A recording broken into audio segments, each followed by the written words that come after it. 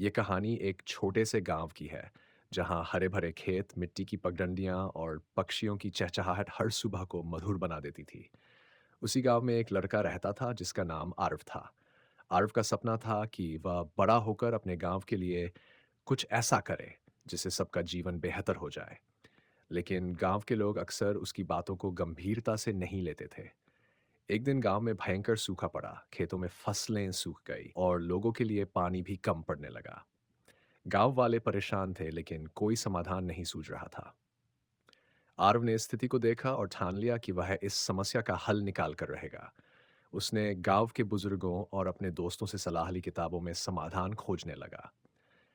आखिरकार उसे एक पुरानी किताब में वर्षा जल संचयन, रेन वाटर हार्वेस्टिंग के बारे में जानकारी मिली।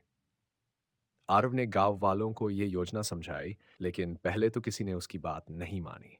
फिर भी आरव ने हिम्मत नहीं हारी। उसने अपने घर के आंगन में एक छोटी सी वर्षा जल संचयन प्रणाली बनाई। जब पहली बारिश हुई, तो सभी ने देखा कि कैसे आरव ने वर्षा का पानी एक बड़े टैंक में जमा कर लिया। इससे न केवल उसके घर में पानी की कमी दूर हुई है, बल्कि उसके खेत भी हरे भरे हो गए। ये देख गांव के अन्य लोग भी प्रेरित हुए और आरव की मदद से अपने घरों में भी जल जल संचयन प्रणाली लगाने लगे।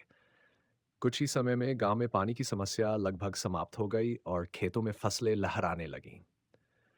गांव के लोग अब आरव को सम्मान की दृष्टि से देखने लगे और उसे पूरे गांव का हीरो मानने लगे।